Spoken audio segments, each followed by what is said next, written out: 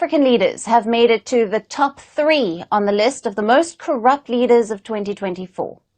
The two are Kenyan President William Ruto and Nigerian President Bola Tinubu. The world leaders were ranked by the Organized Crime and Corruption Reporting Project, or the OCCRP. Ruto and Tinubu were the finalists for the OCCRP's Person of the Year Award. The top ranked, that is the most corrupt leaders title, was given to former Syrian President Bashar al-Assad. Kenya's William Ruto was placed second, and Nigeria's Bola Tinubu secured the third spot. Though Bashar al-Assad was ranked number 1, he did not receive the most number of votes. It was the Kenyan president. Barrister, I don't know if did you read this news? Did you watch? I did. I've seen the. All right. Obviously, you have the details. Now, I don't know. I don't know much about the Kenyan president Ruto. I know he's corrupt, but I don't know. How did he come about taking first behind Tinubu? I don't know. Do you know much about Ruto? It is. It was a thing of surprise because Ruto came to the scene a few years back. What's the point? He does not have the background that Tinubu have. Maybe because we're here in Nigeria, we know Tinubu from way back, a couple of decades back, Yeah. and we have followed his activities and antecedents. But for Ruto, who came on the scene in Kenya quite recently, Yeah, it was really a surprise, except we do not know possibly his former activities, which we are not yet privy to. And I would have loved to see, we discussed this organization's assessment on this platform before. Yes. That was the first time the organization that conducted this poll, right? Yes. Exactly. We discussed it on your angle some time back, and you were saying this is the first time you were hearing about it. Okay. You even tried to Google their full names then. So it is a surprise to us. We have always known about Transparency International. Which don't normally rate individuals, but they rate countries in terms of corruption. This organization now came out to pinpoint individuals instead of countries, like Transparency does.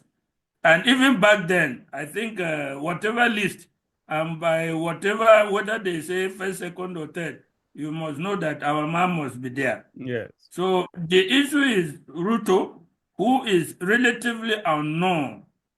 Even within Kenya, I do not think he has that popularity. Before his ascent to power, we have never heard of him either as an international business person or I remember when he was contesting, everybody he was viewed as an outsider against the establishment. Exactly.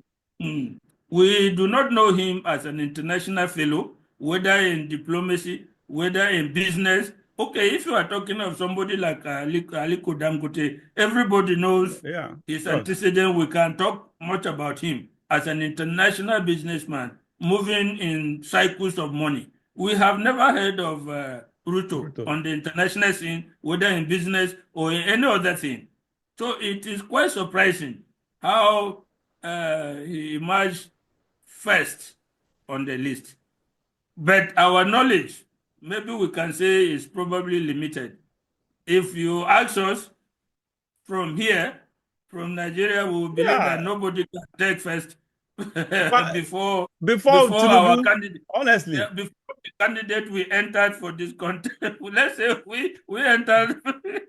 We entered our candidate, and nobody can snatch that first position from him by our own.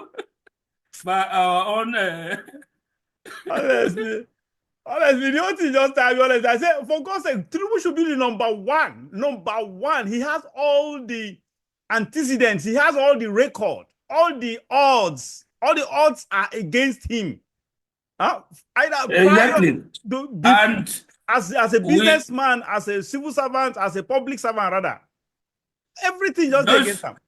Just like an athlete or a footballer, when you enter this thing, we say this person is the best. Yes. Nigerians have full confidence and full confidence that nobody can surpass him in any index of that nature. Honestly, it's that I don't. And he caught everybody by surprise. Yeah, for Tinubu to take third on this, he's supposed to be supposed to take the first position on these corruption the indices. Honestly, it's so sad. And then if you take Bashar Assad of Syria, you Bashar, you can understand for the length of time yeah, has so been many at the helm decades, yes, of their affairs. But at when you 30 come something to years, yes, Tinubu, right? when you come to Tinubu, it's just he was the leader of a state, a constituent unit of a state. Yes. For a long time, he has just become the head of the whole country. But when you go to Assad, he has controlled the affairs of Syria for decades. So that you can understand that. Mm. Yeah, that's just it. Now, on the same topic, listen to Shehu Sani. I don't know what is going on with Shehu Sani these days, Barrister. Maybe you are both of you are in the same state. You should maybe you will tell me what is because Shehu Sani used to impress me. He used to be my man. He used to be on the right side of government of history, of any issue or in the public. But these days, I don't get it honestly.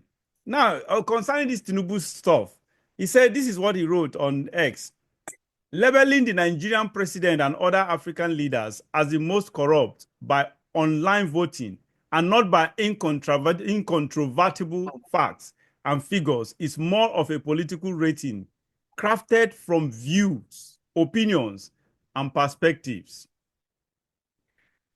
Barrister, what do you? I need you to react to this comment first. Then there's another comment beneath it that's a different stuff that he mentioned. I'll bring up for you to talk about. Well, to some extent, let me put it this way: he is trying to make an intellectual comment on the rating. The rating is not based from empirical evidence that has been collected.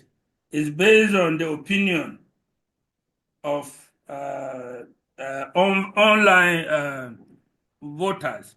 And so it goes to perception more than empirism. So you look at it, this is the kind of comment he's trying to make. Now, whether you can juxtapose the issue of perception and the reality so much is another matter. In Nigeria, we can talk as we are talking on this platform, on this angle, but we know that what we say is true. Maybe we even say we are understating the issue because we have lived with it. We have lived with it. We see the effects. We see the situation on ground. So we may even go as far as saying we are understating the issue. So in that sense, as far as we in Nigeria are concerned, perception and reality have matched. They come together. But if you are talking of somebody else where who have not lived the experience, who have not seen the experience, who has not witnessed it, then okay, you can say his voting is based on some other things. But we in Nigeria, we have lived it, we have seen it, we are witnessing it. So the result is that our perception and the reality have come together. They are not far apart. To that extent, go ahead, please. Finish up. To that extent, our voting will become empirical evidence. Because even in the court, it is the person who has seen, who has heard, that can give evidence. So we have seen, we have heard, and we are seeing and hearing. So we can give evidence of the person. We may not cross the T's or dots and there or present documents, but we know the reality. We have what we call circumstantial evidence in the court. That means that everything points unequivocally without alteration to a certain conclusion.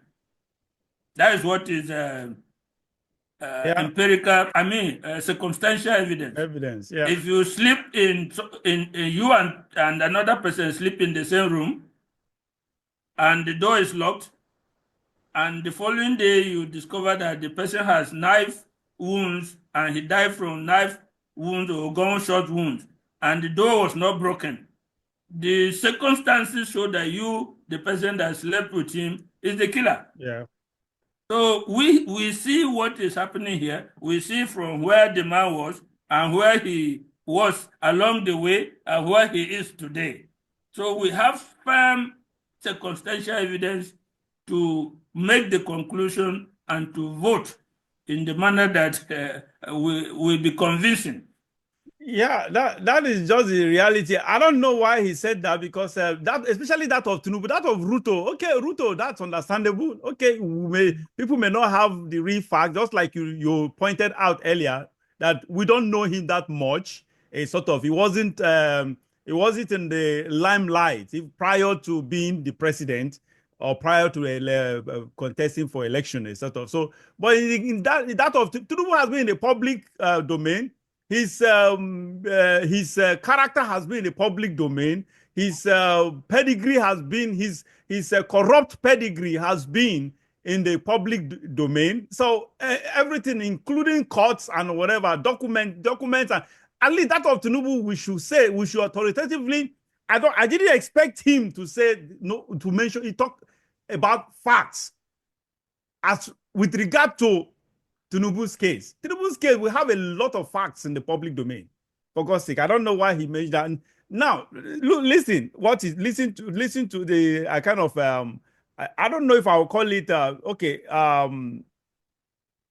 well, I don't know if I call this one a rider or whatever you call it. He mentioned he called Trump. He said, so Trump and Biden are not on the list. That's a question I was asking. I don't know, Barrister. Biden is super corrupt. There's no doubt about that. I don't know. You've been following Biden's corruption issues, right?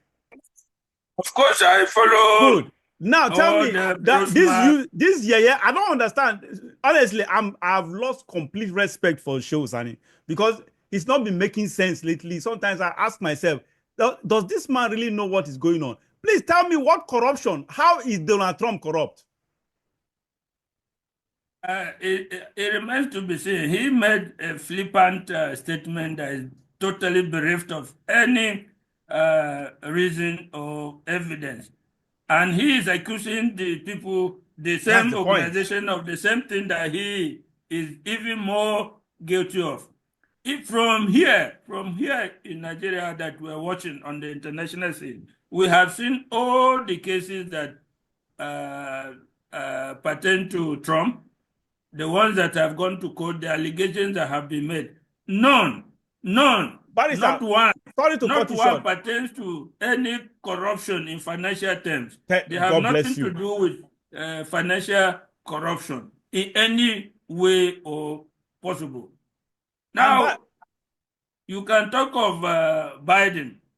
Now, you look at Biden, you see the issues of his son and what he was being paid and what was alleged to be remitted to the big guy who happened to be his father at the time that the father was the vice president. So you can say that there is evidence in the public to say, yes, Biden is corrupt. Evidence but you cannot say the same thing. Sorry to cut you short. Evidence that the House of Rep has released to the public. They investigated and brought up clear evidence of corruption. That's why I said there's evidence in the public domain that you can use and say, okay, this man is corrupt. But there's nothing of that sort attaching to Trump. I don't know if you have the same view as me. Do you know that after everything including the kitchen sink they threw at Trump, he still survived any form of real indictment. Initially, I have always said that, look, any billionaire, it is difficult for any billionaire to come clean. It is difficult for FBI. If FBI or any U.S. security agency beams their searchlight on you, no matter who you are, they will dig out something. Trump, since 2016, for God's sake, FBI, CIA, NSA, NIA, what do you call them? All the security, secret service and security apparatus have thrown, including kitchen sink, at Trump. They could not see anything for several years. And Barrister, I don't know if you think your thought aligns with mine, that this man is the cleanest businessman and politician I have ever seen in my entire life. Because look, do you know what it means? What it means for your enemy? Your enemy is the state, and the state, through everything all the resources they have against you, yet could not actually come out with any tangible evidence to nail you with. Barrister.